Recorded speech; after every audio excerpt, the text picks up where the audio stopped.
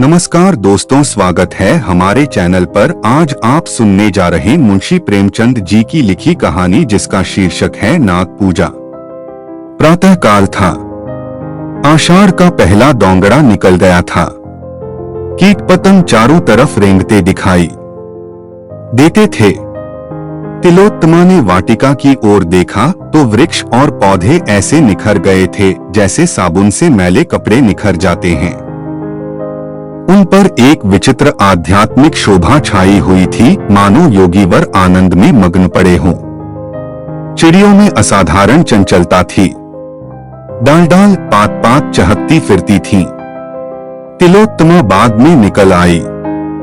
वह भी इन्हीं पक्षियों की भांति चंचल हो गई थी। कभी किसी पौधे को देखती, कभी किसी फूल पर पड़ी हुई जल की बूंदों को हिलाकर अपने मुंह पर उनके शीतल छींटे डालती। लाल बीर बहुटियां रेंग रही थीं।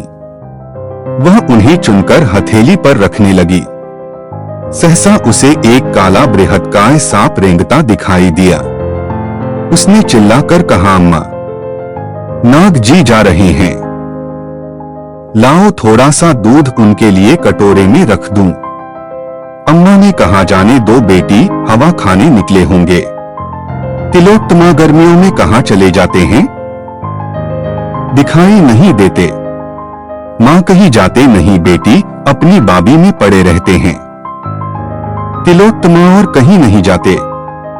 मां बेटी हमारे देवता हैं और कहीं क्यों जाएंगे? तुम्हारे जन्म के साल से ये बराबर यहीं दिखाई देते हैं। किसी से नहीं बोलते। बच्चा पास से निकल जाए पर जरा भी नहीं ताकते। आज तक कोई चूहिया भी नहीं पकड़ी। तिलोत्तमा तो खाते क्या होंगे? मां बेटी, यह लोग हवा पर रहते हैं। इसी से इनकी आत्मा दिव्य हो जाती है। अपने पूर्व जन्म की बातें इन्हें याद रहती हैं। आने वाली बातों को भी जानते हैं। कोई बड़ा योगी जब अहंकार करने लगता है तो उसे दंड स्वरूप इस योनि में जन्म लेना पड़ता है। जब तक प्रायश्चित्त पूरा नहीं होता तब तक वह इस योनि में रहता है। कोई कोई तो 100-100, 200-200 वर्ष तक जीते रहते हैं। तिलोत्तमा की पूजा न करो तो क्या करें? मां बेटी, कैसी बच्चों की सी बातें करती हो। नाराज जो जाए तो सिर पर न जाने क्या विपत्ति आ पड़े। तेरे जन्म के साल पहले फल दिखाई दिए थे, तब से साल में 10-5 बार अवश्य दर्शन दे जाते हैं। इनका ऐसा प्रभाव है कि आज तक किसी के सिर में दर्द तक नहीं हुआ। कई वर्ष हो गए। तिलोत्तमा बालिका से युवती हुई। विवाह का शुभ अवसर आ पहुंचा। बारात आई, विवाह हुआ। तिलोत्तमा के पतिगृह जाने का मुहूर्त आ पहुंचा। नई वधू का श्रृंगार हो रहा था। भीतर बाहर हलचल मची हुई थी। ऐसा जान पड़ता था भगड़ पड़ी हुई है। तिलोत्तमा के हृदय में वियोग दुहक की तरंगे उठ रही हैं। वह एकांत में बैठकर रोना चाहती है। आज माता पिता, भाई बंद, सखियां सहेलियां सब छूट जाएंगी। फिर मालूम नहीं कब मिलने का संयोग हो। न जाने अब कैसे आदमियों से पाला पड़ेगा। न जाने उनका स्वभाव कैसा होगा। न जाने कैसा बर्ताव करेंगे। अम्मा की आंखें एक क्षण भी थमेंगी। मैं एक दिन के लिए कहीं चली जाती थी तो वे रो रो कर व्यथित हो जाती थीं। अब यह जीवन पर्यंत का वियोग कैसे सहेंगी? उनके सिर में दर्द होता था तो जब तक मैं धीरे धीरे न मलूं, उन्हें किसी तरह कलचैन ही न पड़ती थी। बाबूजी को पान बनाकर कौन देगा? मैं जब तक उनका भोजन न बनाऊं, उन्हें कोई चीज रुचती ही न थी। अब उनका भोजन कौन बनाएगा? मुझसे इनको देखे बिना कैसे रहा जाएगा? यहां जरा सिर में दर्द भी होता था तो अम्मा और बाबूजी घबरा जाते थे। तुरंत वैद्य हकीम आ जाते थे। वहां न जाने क्या हाल होगा। भगवान बंद घर में कैसे रहा जाएगा। न जाने वहां खुली छत है या नहीं। होगी भी तो मुझे कौन सोने देगा। भीतर घुट घुट कर मरूंगी।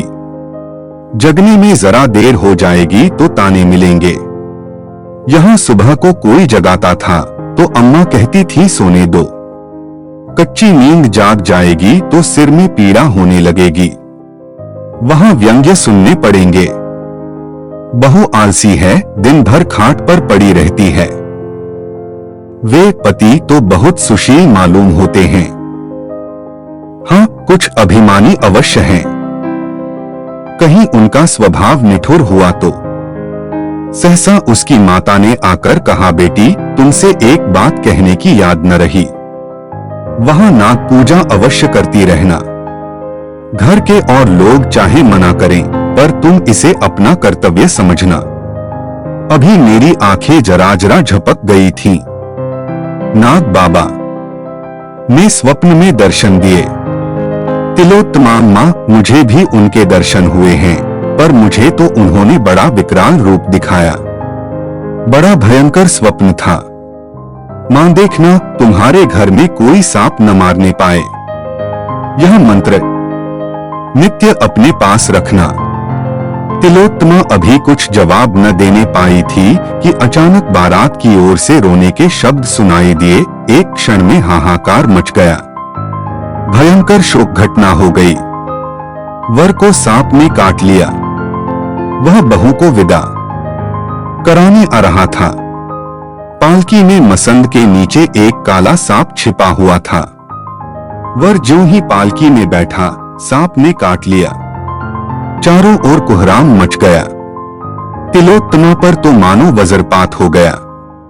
उसकी मां सिर पीट पीट कर रोने लगी।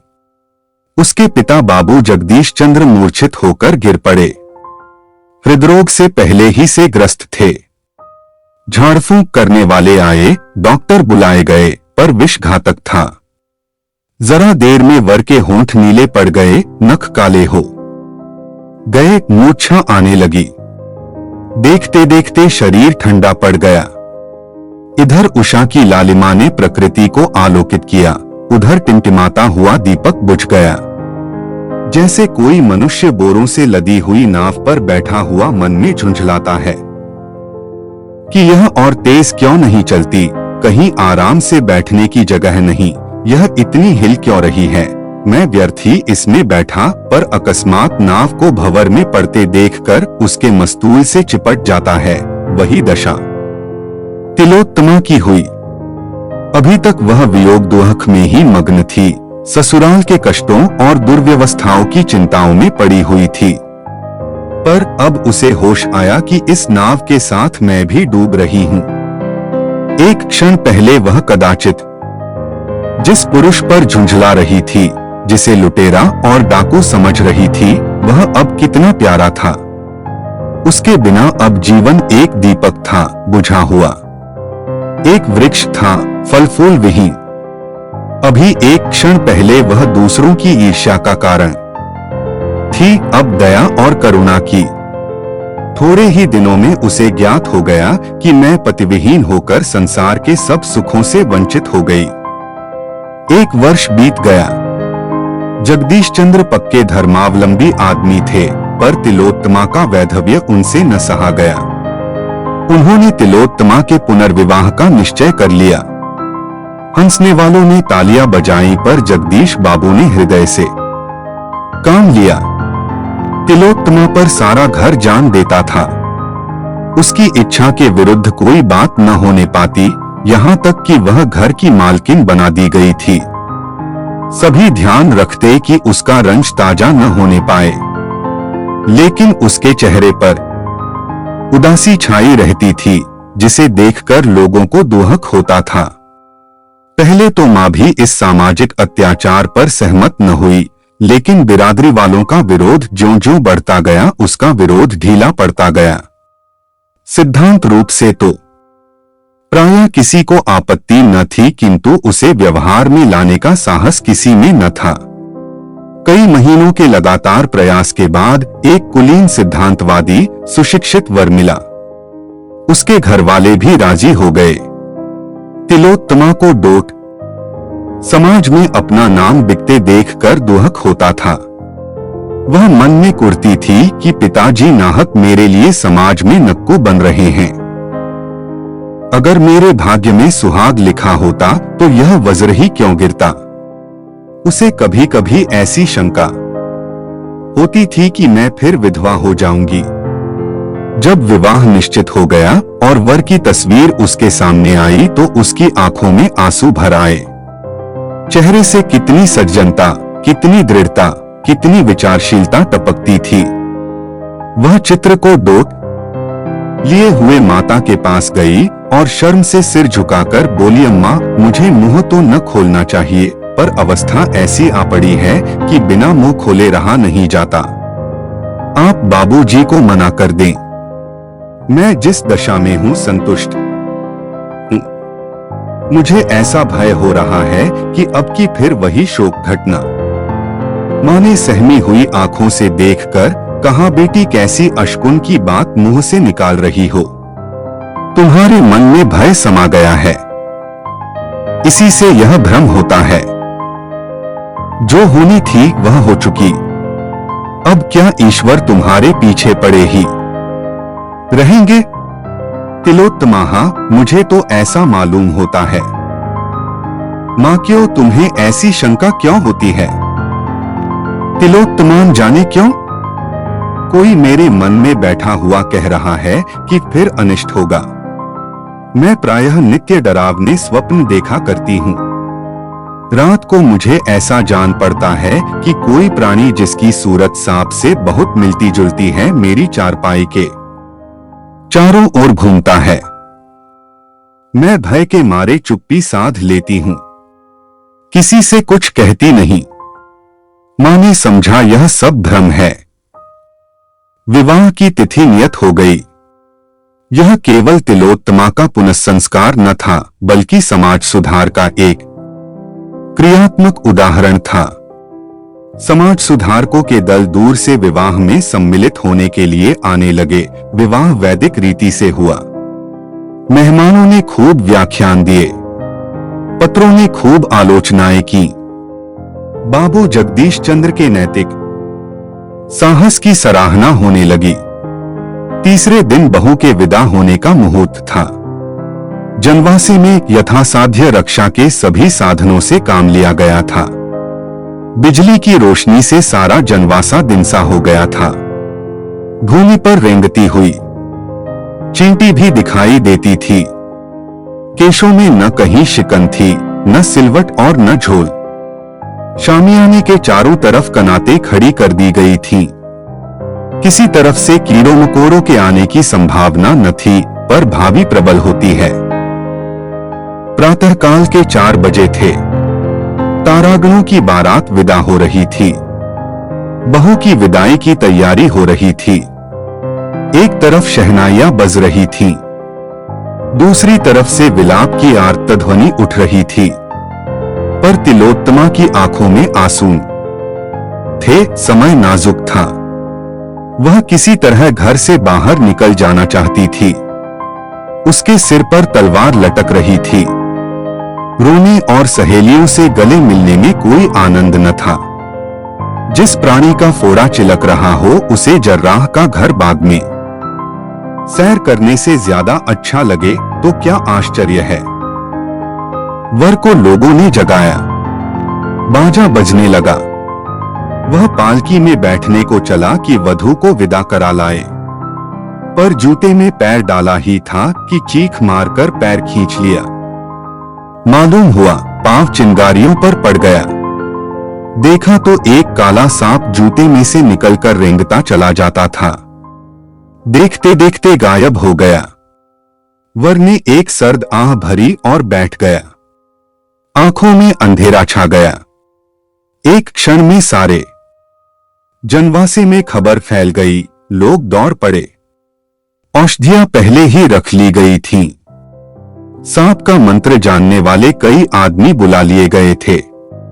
सभी ने दवाइयां दी। झाड़फूंक शुरू हुई। औषधियां भी दी गईं, पर काल के सामने किसी का वश न चला।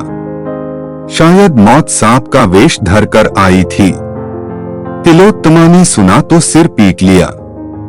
वह विकल होकर जनवासे की तरफ दौड़ी। चादर ओढ़ने की भी सुधि न रही। वह अपने पति के चरणों को माथे से लगाकर अपना जन्म सफल करना चाहती थी। घर की स्त्रियों ने रोका। माता भी रो रो कर समझाने लगी, लेकिन बाबू जगदीश चंद्र ने कहा, कोई हरज नहीं, जाने दो, पति का दर्शन तो कर ले, यह अभिलाषा क्यों रह जाए। उसी शोकान्वित दशा में तिलोत्तमा जनवासे में पहुंची, पर वहां उसकी तस्कीन के लिए मरने वाले की उल्टी सांसें थीं। उन अधखुले नेत्रों में असह्य आत्मवेदना और दारुण नैराश्य। इस अद्भुत घटना का समाचार दूर दूर तक फैल गया। जड़वादीगण चकित थे, यह क्या माजरा है। आत्मवाद के भक्त ज्ञात भाव से सिर हिलाते थे, मानो वे त्रिकालदर्शी हैं। जगदीश चंद्र ने नसीब ठोंक लिया। निश्चय हो गया कि कन्या के भाग्य में विधवा रहना ही लिखा है। नाग की पूजा साल में 2 बार होने लगी। तिलोत्तमा के चरित्र में भी एक विशेष अंतर दिखने लगा। भोग और विहार के दिन भक्ति और देवाराधना में कटने लगे। निराश प्राणियों का यही अवलंब है।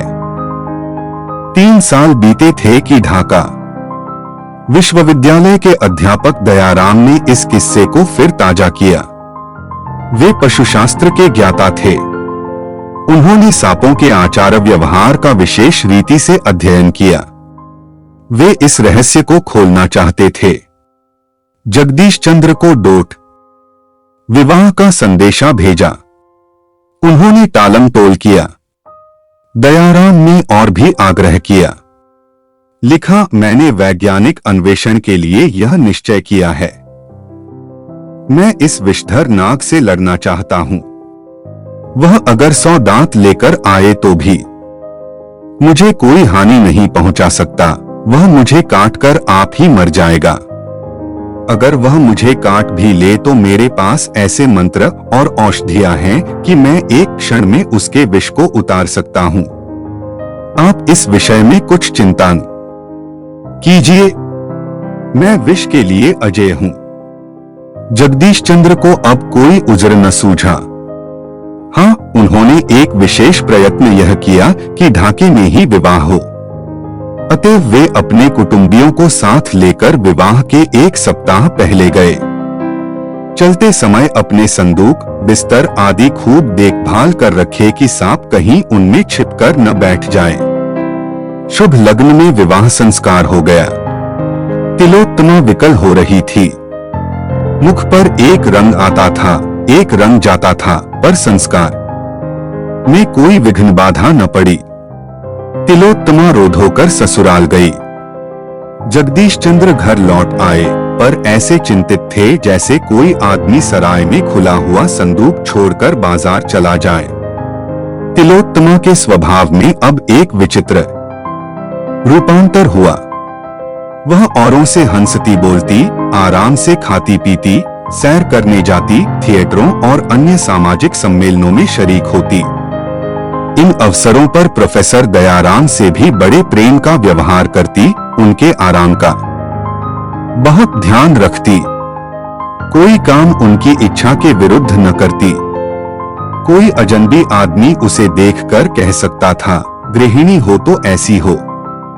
दूसरों की दृष्टि में इस दंपति का जीवन आदर्श था, किंतु आंतरिक दशा कुछ और ही थी।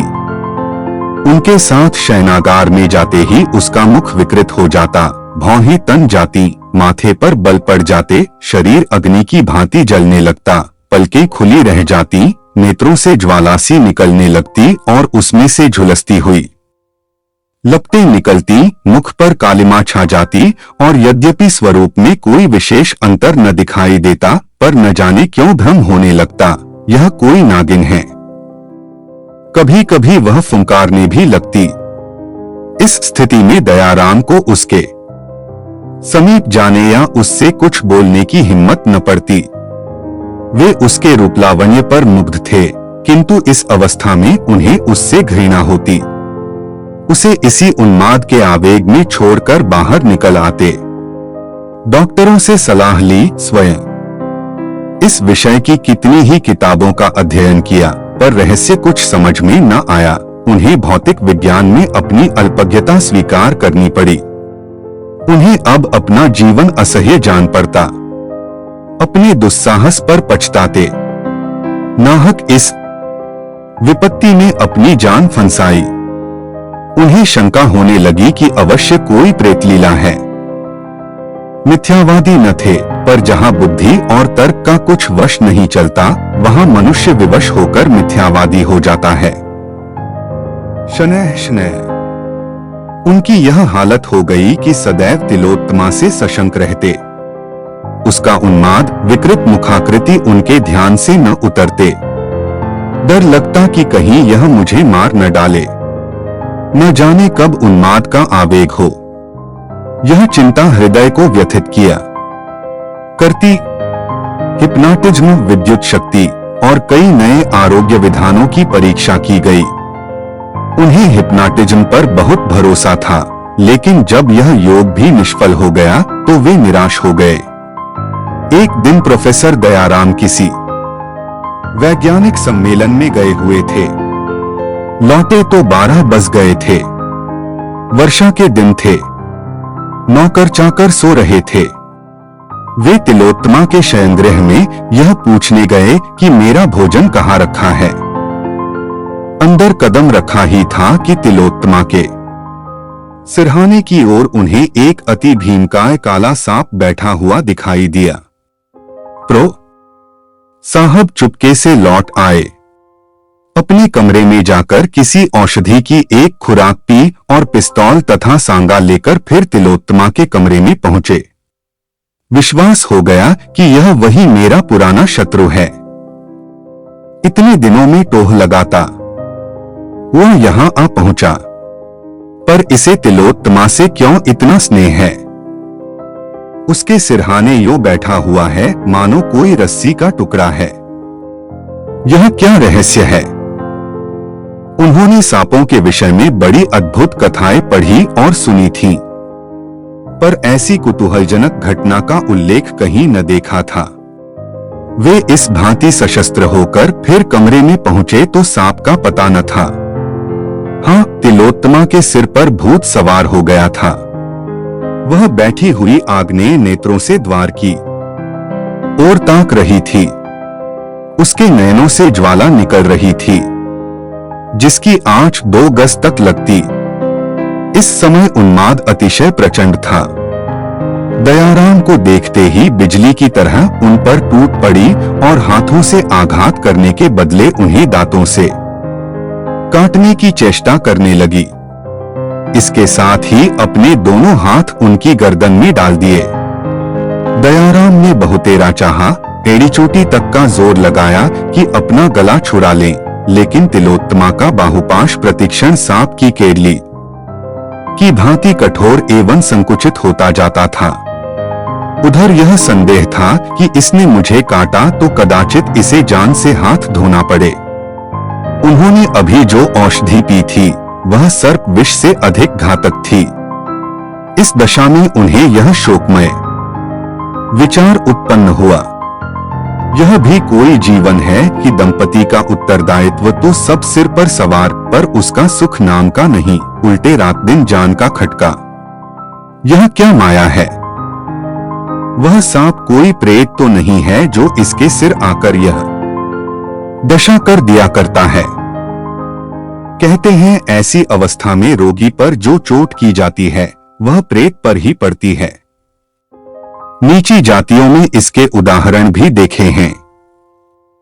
वे इसी हैस बैस में पड़े हुए थे कि उनका दम घुटने लगा। तिलोत्तमा के हाथ रस्सी के फंदों की भांति उनकी गर्दन को कस रहे थे। वे दीन असहाय भाव से इधर उधर ताकने लगे। क्यों कर जान बचे कोई उपाय न सूझ पड़ता था। सांस लेना दुस्तर हो गया, देह शिथिल पड़ गई, पैर थरथराने लगे। सहसा तिलोत्तमा ने उनके बाहों की ओर मुंह बढ़ाया। दयाराम कांप उठे। मृत्यु आंखों के सामने नाचने लगी। मन में कहा, यह इस समय मेरी स्त्री नहीं, विषैली भयंकर नागिन है। इसके विष से जान बचनी मुश्किल है। अपनी औषधि पर जो भरोसा था वह जाता रहा। चूहा उन्मत्त दशा में काट लेता है तो जान के लाले पड़ जाते हैं। भगवान, कितना विकराल स्वरूप है। प्रत्यक्ष नागिन मालूम हो रही है। अब उल्टी पड़े या सीधी इस दशा का अंत करना ही पड़ेगा। उन्हें ऐसा जान पड़ा कि अब गिरा ही चाहता हूं। तिलोत्तमा बार बार सांपों की भांति फुंकार मारकर जीभ निकाले हुए उनकी ओर झपटती थी। एकाएक वह बड़े कर्कश स्वर से बोली, मूर्ख, तेरा इतना साहस कि तू इस समुद्री से प्रेमालिंगन करे। यह कहकर वह बड़े वेग से काटने को दौड़ी। दयाराम का धैर्य जाता रहा। उन्होंने दाहिना हाथ सीधा किया और तिलोत्तमा की छाती पर पिस्तौल चला दिया। तिलोत्तमा पर कुछ असर न हुआ। उसकी बाहें और भी कड़ी हो गईं। आंखों से चिंगारियां निकलने लगी। दयाराम ने दूसरी गोली दाग दी।